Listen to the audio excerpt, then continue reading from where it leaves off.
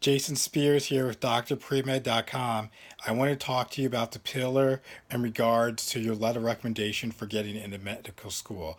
The letter recommendation is something that you need to take very, very seriously and really think about who you're asking to write a letter for you, because this person's basically vouching for you and saying, hey, I believe in this student, I believe in this applicant, and I think they have what it takes to get into medical school. And you have to think about things from the mission's perspective. They're going to have your grades, they're going to have your MCAT score, and they're also going to have your personal statement. But what the missions people know about personal statements, they know that that's not 100% from the student. Students get help.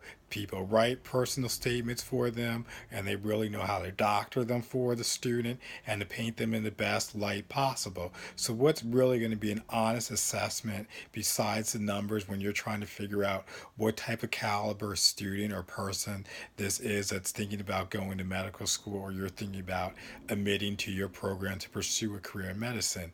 That's going to be your letter recommendation, because those are going to be professionals, either your professors, physicians, supervisors, or people who you volunteered with, worked with, bosses, everything like that. And so they're really taking a stand in who you are as a person and applicant when they're writing that letter, because it's not like you can say, hey, definitely put this in or leave this out outside of the letter recommendation. That's not really how they work. And the letter recommendation kind of ranks you in comparison to all the other people that that professional has worked with. Whether it's a professor, how do you rank academically compared to all the other students? If it's a physician, how involved were you in shadowing with them the medical process? Were you inquisitive? Did it seem like that you really have what it takes to be a doctor based on your personality, your presentation, if you're on time or not? So those are things that go into that letter. These are the intangibles that you really can't change, but other people see, and adcoms are going to see right away when they take a look at your letter recommendation. And you're going to need at least three letters of recommendation. I say at a minimum, you want one or two from the sciences, and you definitely need a physician letter recommendation too, because they can speak to you about medicine and what they know it takes in a profession. And now each school is going to have different policies on their requirements for the letter recommendation. So you're going to have to look that up. But generally, if you have those three, it's going to cover everything that you need. So you need a science one, preferably another science one, or you need another letter of recommendation from your major, and then you need one from a physician as well. Those are going to be the main ones that you need, and maybe even for an extracurricular volunteering job, something else, a past or somebody who knows you well can vouch for your personality. And so, how do you go about actually asking for your letter recommendation? This trips up a lot of students, where I tell them you cannot hide behind a keyboard. You need to be brave, you need to have some guts, and you need to ask in person. If you can't ask in person, then you need to get on the phone and ask. And the reason you're going to ask in person or on the phone is because you have to gauge the response that the person gives you when you ask for your letter recommendation. And you don't say, hey, Professor so and so, can you write me a letter recommendation? I'm planning on going to medical school. That's not how it's done. That's not how it works. You need to say, hey, Professor so and so, my name is Jason. I'm planning on applying to medical school. Can you write me a strong letter recommendation endorsing my candidacy for medical school? Now, if that person hem haws, pauses, or starts giving you excuses, then right there you know that person isn't going to write you a strong letter recommendation, and that can totally derail your chances of getting into medical school. So if you see that happen, thank the professor and say that you'll get back to them or whatever you need to do to kind of get yourself out of the situation, and just realize you're going to have to look elsewhere for somebody to write your letter recommendation, because you have to realize if at the outside they're already giving you problems, it's going to just be more problematic as you go through the process, and you're going to have other students who are going to have glowing letters of recommendation, and you don't want one that's subpar or average, because that's going to just hurt your chances for what you need to do to get into medical school, because your letter recommendation is going to really be scrutinized by the adcoms when they're taking a look at it. And so what you also need to do is you need to make the process very easy for people who are going to write a letter for you.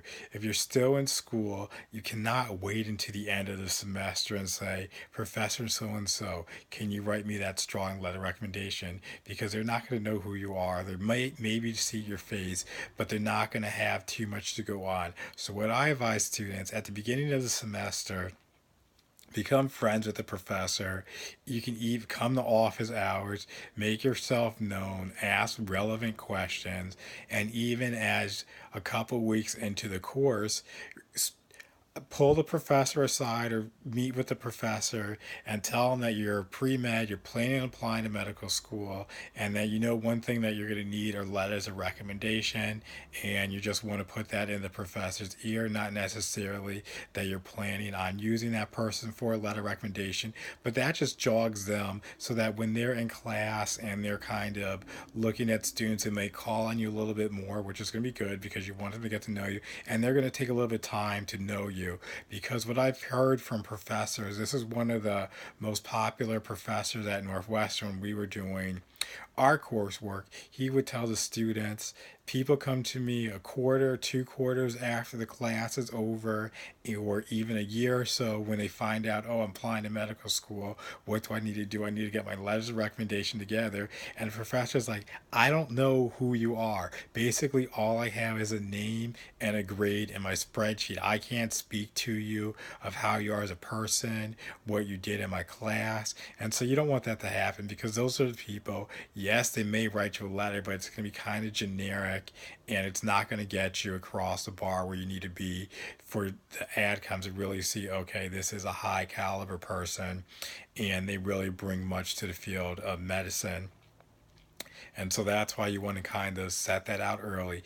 And another concern that students, or I find that a lot of students have, is they get extremely frustrated with people who agree to write letters of recommendation and they don't follow through. So, how can you make sure that your letter recommendation is done on time? The one thing I say, give yourself a buffer. Give yourself a buffer of at least 3 weeks. So when you know the deadline of your letter recommendation, actually move it up 3 weeks for your writer and don't tell them that because they don't need to know that. Because what's going to happen is they're going to get busy, things are going to come up, and writing your letter isn't going to be a priority for them. Obviously, they want to and they will, but things slip through the cracks. And what you need to do is you got to constantly remind them. You might want to, a month or so or a couple of weeks before the deadline, send them an email, whatever is your preferred form of communication, and ask them, hey, is there anything I can do to help you with the process of writing my letter recommendation for medical school?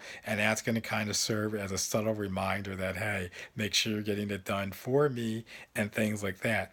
And another thing what you can do is when you ask somebody to write that letter recommendation, I always like to have a CV or resume available to give to your writer, and also maybe a one, two, or three paragraphs of some personal facts, tidbits about you, so that so that your letter recommendation writer can kind of put that into the letter that they're writing for you, because that's going to make their job easier. And whatever you can do to make your letter recommendation writer's job easier, it's going to be better. They're going to be more willing to work with you. They're going to write you a stronger letter, and it's going to just be a bonus all the way around. And so, as a pre-med student, start thinking about who you want to write those letters for you and figure out how you're going to approach them. You can't be nervous. It takes a little bit of guts to do it, but your professors, physicians, bosses, supervisors, they're all humans. They know what you're trying to do to get into medical school. They understand it. And if you just open up to them and just are honest with them, and you can even tell them that you're nervous about approaching them for a letter recommendation, and just see how everything plays out. But I strongly say if somebody's hesitant or on the fence, then you want to look elsewhere. Now, if it's a difference because it's like scheduling and things like that, they're just having trouble with that, that's totally different. But if you just look at somebody, that's why you kind of need to do it in person or over the phone, because you need to read their body language and how they respond to you. Because at the end of the day, you really, really need that strong letter recommendation for your chance of getting into medical school, because you're going to be competing against everybody else, and they're going to have strong letters as well. And another thing I want to say before I get off on on this topic of the letter recommendation is you can have open letters of recommendation or closed one. I historically say that you want to go with the closed letter recommendation. This means that you don't have an opportunity to review it, take a look at that, because that's kind of going to skew the missions committee when we're looking at those letters. Like, okay, this student saw the letter, so that means it could have been doctored up or changed. But we know those letters that the students don't see, those are going to be the sincere one, excuse me, those are going to be the sincere letter of recommendation, and it's also really going to speak about who you are as a person and what you bring to the field of medicine. It's going to speak about your capabilities, your intangibles, and everything that we really want to know, and we can make a really honest and impactful decision based on those types of letters of recommendation versus the ones that are open and you saw maybe you edited and said no, we need to change this or that. So I want you to start early on getting those letter recommendations and make sure you ask for a strong one. If you see hesitation, you need to go somewhere else. And in recap, you want to have at least 3 letters of recommendation: one science, one from your major, and one from a physician if at all possible. And this is Jason Spears signing off with drpremed.com. Thank you and good luck.